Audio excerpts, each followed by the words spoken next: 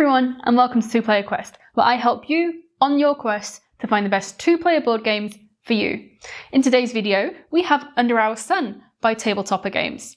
In Under Our Sun, you play as a group of survivors, trying to survive out in the wastelands of the apocalypse. You work together towards a common goal, but beware, not all players have the same goal in mind. This game can be played fully co-op or semi-co-op, with a betrayer in the mix. Explore, craft, and survive in this post-apocalyptic game. Let's explore the game! Under Our Sun is a game for 1 to 4 players in the base game, but you can buy expansions to make it up to 6 players. It plays in about an hour to 3 hours, depending on the mission, how many players you're playing with, and how quickly and smoothly things go. It's at a 3.25 on Board Game Geek for complexity, so it's a medium complexity kind of game, and it is a very high luck game. There's lots of dice rolls, there's lots of card draws. If the game isn't in your favour, you won't win, but if everything goes your way, it does make it a lot easier. I will start by showing you an overview of the game pieces.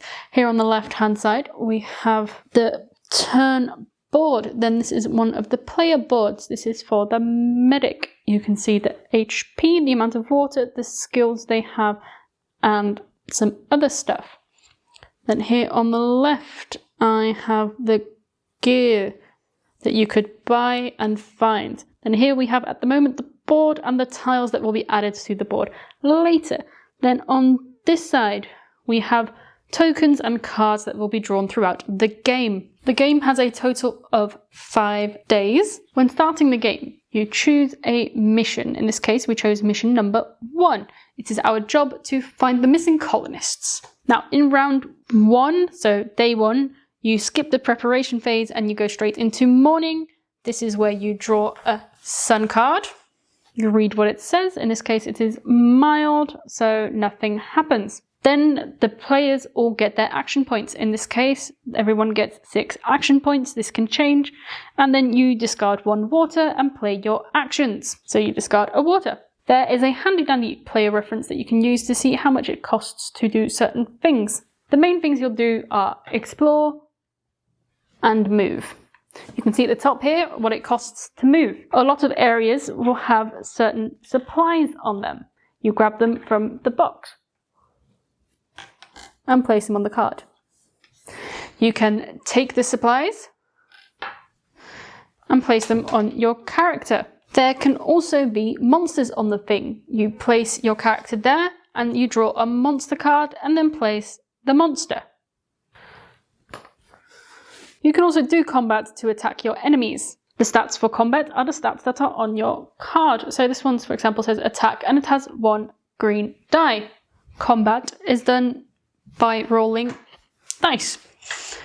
On your character, you can see what strength and what dice they roll. On the enemy characters, you can see what dice they roll here at the left for daylight and at the darkness, plus range. And this is the loot that you can gain from this enemy. You roll the dice, and in this case you would deal 4 damage. Once everyone has done their actions for the morning, we turn to the afternoon, in which you draw another sun card. This one says storm, and you draw its effects. Once again, you pay the water cost, and the players gain their action points. And the players do their actions again. When all players have done their actions again, we go into the night phase, in which you get action points back, but you also discard the water, draw a night card, and play actions. But you draw night cards more often, as the night can be dangerous. These are the night cards, and they can say stuff. This one is a calm night, so nothing happens. But you grab a night card every time you move into a new location. In this case, you would have a panic attack. Once all players have played their night actions, you go into the preparation phase. In the preparation phase, you switch starting players, clean up, you move day tracker, replenish the water supplies. This is also where you do enemy movement. So this enemy might, depending on the dice roll, move into the players. This is also where the players need to eat food that they may have picked up from quests, that is the red block. Otherwise you lose health and the players go down in fitness. Now you can go up in fitness by resting. You have a total of 5 days to complete the mission that you chose for this game. Now, at certain points you will see mission goals and you can take the next mission card and it will tell you what to do. If you succeed in your mission before the time is up, then you win. If any player were to die and not be resurrected, then you lose the game. It takes about 15 minutes to learn this game, especially if you're already used to exploration games like this where you get a character, you move around, all of that stuff. If you're used to that sort of stuff, you can definitely get going within 15 minutes.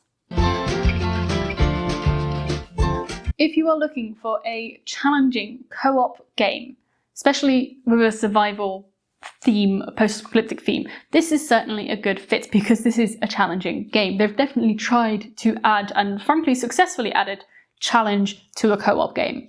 If you're looking for a semi-co-op game that has the betrayer mechanic in it, this is also a very good fit. A lot like Betrayal at the House on the Hill, it is certainly possible with this game. Having said that, if you don't want to argue, this is a game that there will be arguing about what is best, and there can sort of be a dominant player, so that is something to take into account when trying to buy, or when thinking about buying this game.